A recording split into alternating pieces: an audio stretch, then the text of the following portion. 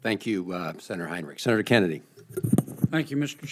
Chairman. Welcome, Madam Secretary. Thank you, Madam Senator. Secretary, isn't it a fact that the President's proposed budget for next fiscal year is $500 billion more than this fiscal year?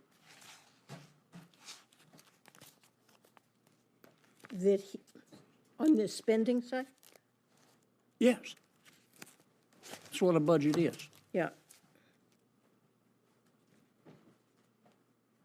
It is about $400 billion. It's about More $500 billion in outlays. more, right? It's about what? $500 billion more, right? About that. Isn't it a fact that since 2019 until today, I'm not including the extra $500 billion that y'all want to spend, since 2019 through today, U.S. population has increased 1.8%, and the federal government's budget is up 55%. Isn't that a fact? Well, we had a pandemic. Isn't that a fact, though? Are my numbers right? I don't know those numbers. You don't know? You never looked at that? I don't have those numbers in my head. I'm not disputing them. Okay. Isn't it a fact that the President's proposed budget proposes $4.7 trillion in new taxes? It does propose significant additional taxes, yes. 4.7 trillion? Something like that, yes. Okay.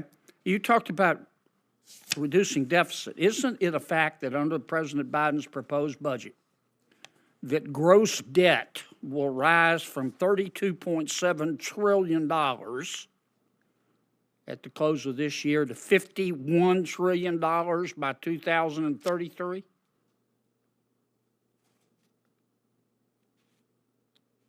I'm sorry, what number did you give me for?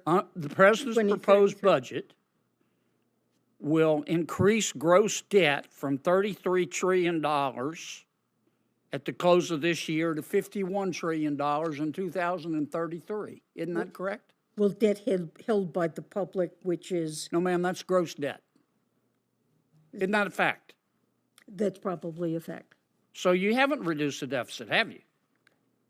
The deficit, the debt and deficits are reduced by the president's budget. How can you go from $33 trillion to $51 trillion and call that a reduction in the deficit?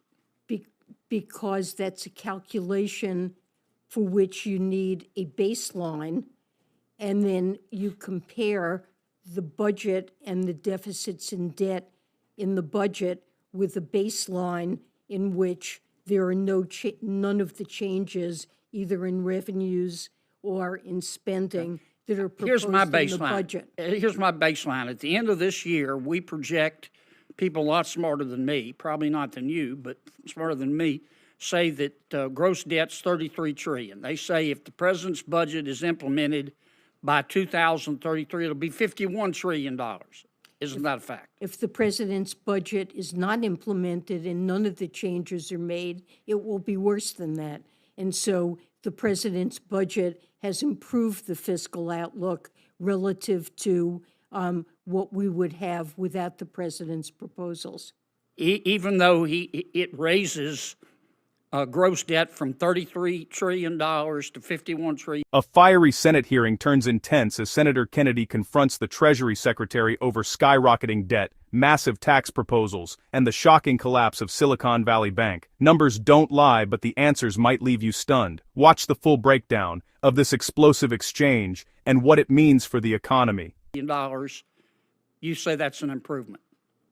It is an improvement because it raises taxes by more, and it leads to... That includes taxes.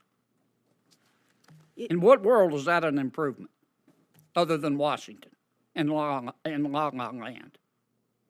It's an improvement in that the revenue increases far exceed proposed investments. Okay. All right, let me ask you this. Isn't it a fact that in January of 2019, the Federal Reserve issued a warning to Silicon Valley Bank over its risk management systems? I have no idea. I'm not responsible in any way.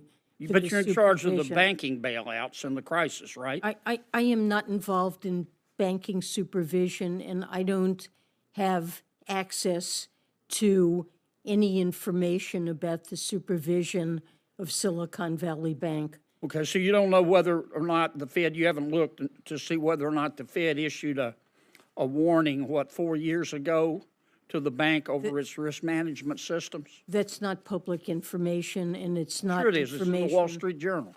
Well, it may be in the Wall Street Journal, but it's not public information, and it's not information that I have access to. Well, I'll give you a copy of this article. I've read the article, but The Fed issued a matter requiring attention. And it said your risk management practices are terrible and you need to improve them. that is what the article says. Right.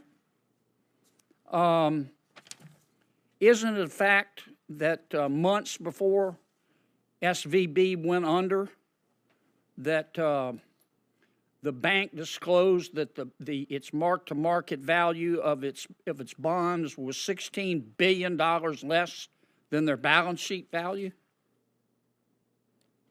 They did make such a statement. Did the people at the Federal Reserve just not read it? I'm not at the Federal Reserve. I know. I was at the Federal Reserve. But you're at the Treasury, and you're in charge of the banking crisis. Let me ask you. I am not in charge of the supervision of the bank. Let me ask you this. Senator Heinrich talked about the 2018 amendments to the Dodd-Frank Act. Isn't it a fact? Now, SVB was not stress tested in 2022. 34 banks were. Here's the Fed's report. Isn't it a fact that if SVB had been stress tested, it would have passed? Stress tests look at capital of a bank. Here's the yes, ma'am, under the stress test. Isn't it a fact that SVB would have passed? I don't know. It wasn't stress And you tested. need to look into that, Madam Secretary. This is not my job. This is the Federal Reserve's job.